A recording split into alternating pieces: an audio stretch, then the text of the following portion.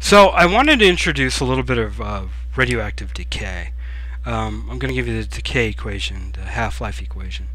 But what I really want to really kind of briefly talk about, and I'll talk about it more later, is radiation. What is actually happening. So in some cases you have yourself an isotope, which means that it has more neutrons than it needs. It has a stable number of neutrons and a stable number of protons.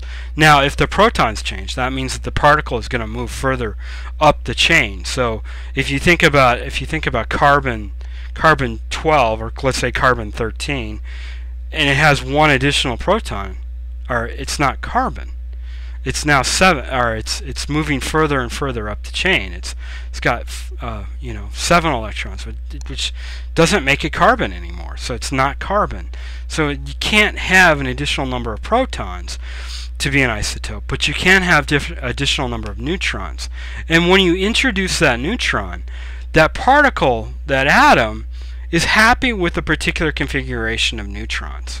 Okay, not only by the sheer number of neutrons, but the order in which those neutrons are being in that system. Okay, so there are some cases where the object is stable, but its neutron configuration is not what it needs to be, and in those cases it has a little bit too much energy and readjusts itself, forming another bond with another proton or another neutron to give up that energy.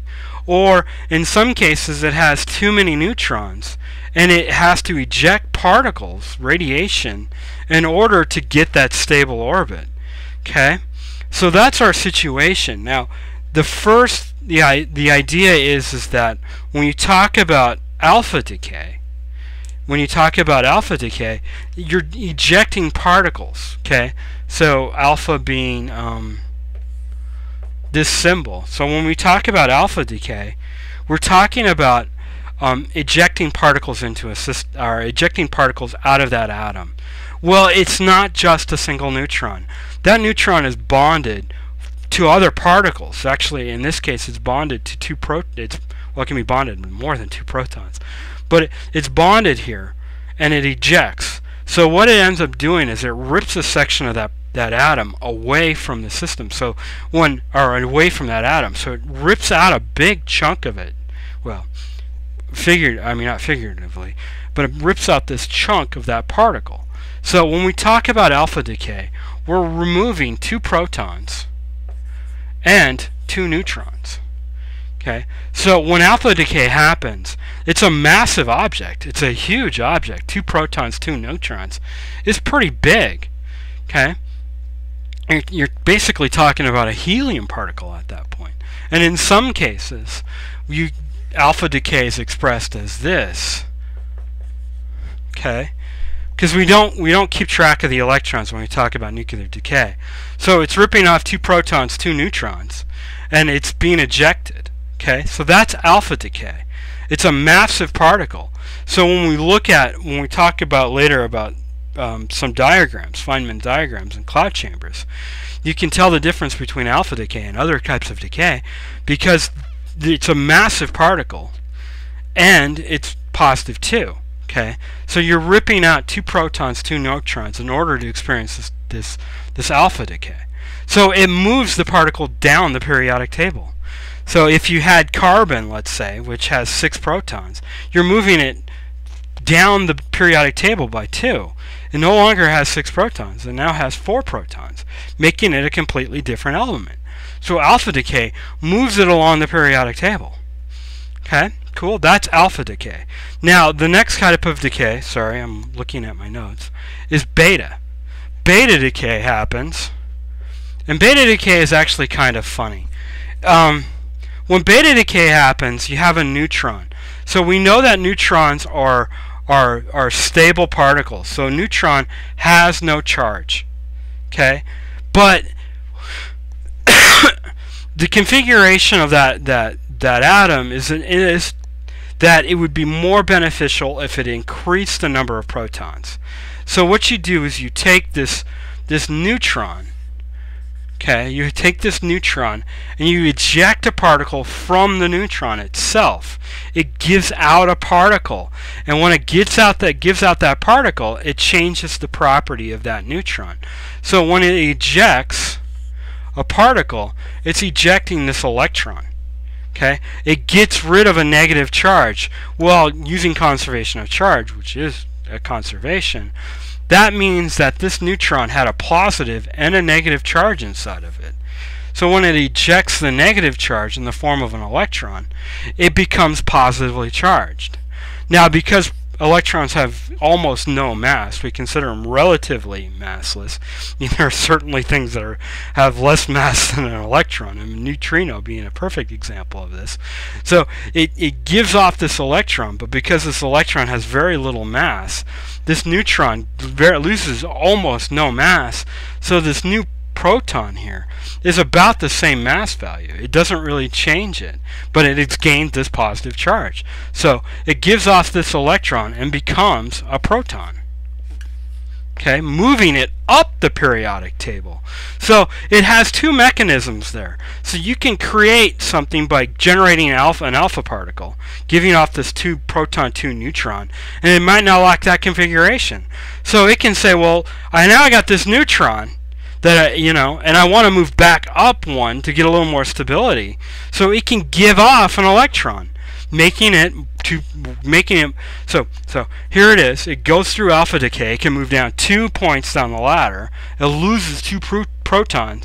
So it moves up. It moves down that periodic table. It moves back up it, I should say. Okay, so it moves, down the. It loses 2 protons, so it changes its element.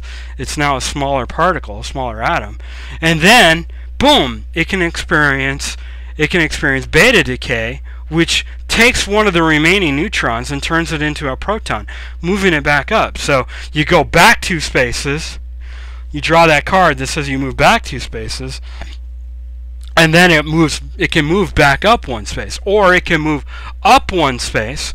So it moves up 1 space and then back 2. It has this flexibility to move all over the periodic table, depending on the type of radiation it generates. This alpha allows it to move back 2. This beta allows it to move up 1. So you have this freedom in order for an object to move. Well, it turns out that radiation has this natural tendency. It's moving towards a point. So radiation is always heading towards iron, and in order to do it, it uses these 2 types, these 2 types of radiation in order to move towards iron. Once it achieves iron, it's relatively stable. It's really interesting how iron is this stable particle in the nuclear. When you look at nuclear physics, it's stable. Everything is approaching iron. The cool thing about it is when you talk about suns and the reaction, the sun is burning up fuel, and it's burning up fuel trying to achieve iron. It's taking hydrogen, producing helium. Helium is splitting up, producing hydrogen. But in the process of doing that, it's making other elements doing that, moving down to iron. Okay, once the sun has consumed all of its nuclear material, all of its hydrogen, its helium, and then on to cobalt, and on and on and on and on and on and on and on, approaching iron. Once it's achieved iron, it consumes all that material in a really short period of time. It consumes all of that iron and whatever other elements it may have. Well, actually, it consumes it into different forms, but once it's burned up all of its hydrogen and helium, it's gone down to this form, and those materials, oxygen and all that other stuff, is consumed really quickly into iron. So the sun quickly turns into iron, and boom, it explodes. Okay, so that's when you get a nova. It shifted all of its material. It's used all the useful material and hydrogen and helium into these heavier elements. Well, once it's got to that point, it's moving down that periodic table. It takes those heavier elements and consumes them, moving them further down the periodic table, moving them further down the periodic table, till it reaches iron. And iron is like stable. It doesn't want to move. There's not a nuclear reaction that wants to take iron and convert it into something else. So it explodes into these novas, Well, in the action of exploding, it's producing a tremendous amount of energy. That tremendous amount of energy then, boom, populates the universe. It expands it out. It's just spreading it over there. And it actually will convert the iron, because of the amount of energy, into other elements. But the sun itself is heading towards iron, and once it hit iron, it explodes into the nova. The nova spreads out, and you've got all these other particles that are being created in that massive explosion. So everything on the periodic table is being produced in this reaction. You start off with hydrogen and helium, terribly simple particles. I mean, hydrogen is just one proton and an electron. Helium is 2 protons, 2 neutrons, and 2 electrons. So there's a nice little combination there between the proton, neutron, proton, neutron. Well, actually, proton, neutron, neutron, proton. You got this little bond here, and then you got 2 electrons, one going this way with the other one going the opposite direction. You got that going on, and those are incredibly stable. But it requires nuclear reactions to move further up that periodic table. But once those reactions are exhausted, once you reach iron, which is stable, it explodes. And then all the other elements are being produced after that explosion. Okay?